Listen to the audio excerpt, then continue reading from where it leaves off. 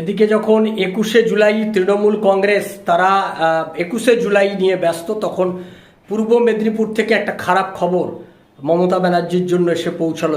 পূর্ব মেদিনীপুর জেলাতে এই এগরার বারিদা কৃষি উন্নয়ন সমিতি, সেই বারিদা কৃষি উন্নয়ন সমিতির 9টা সিট, সেই কৃষি উন্নয়ন সমিতির যে নির্বাচন হয়েছে সেই নির্বাচনে 9টা সিট ছিল। সেই 9টা সিটে দেখা গেল 9টাতে 9টাই বিজেপি সেখানে জয়যুক্ত হয়েছে।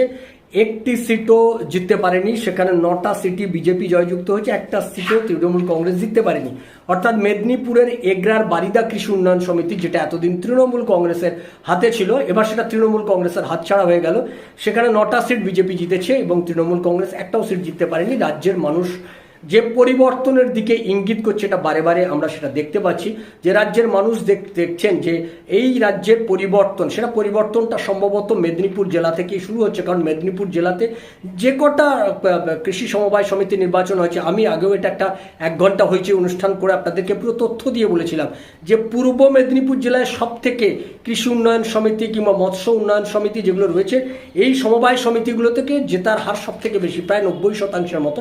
বাকি জেলাগুলোতেও জেতার হার আস্তে আস্তে বাড়ছে এবং অন্য অনেক জেলাতে খাতা খুলছে এই প্রথম বিজেপি। ফলে সেক্ষেত্রে আবারও সেই পূর্ব মেদিনীপুর জেলা তার যে জয়ের ধারা, বিজেপির যে সমবায় সমিতিগুলোতে জয়ের ধারা, সেটাকে অক্ষুণ্ণ রাখলো। মমতা ব্যানার্জি 21শে জুলাইয়ের প্রাককালে এই ধাক্কা তাকে বড় জোর, তার কাছে এটা একটা বড় বেদনার বলে রাজনৈতিক মহল মনে করছে।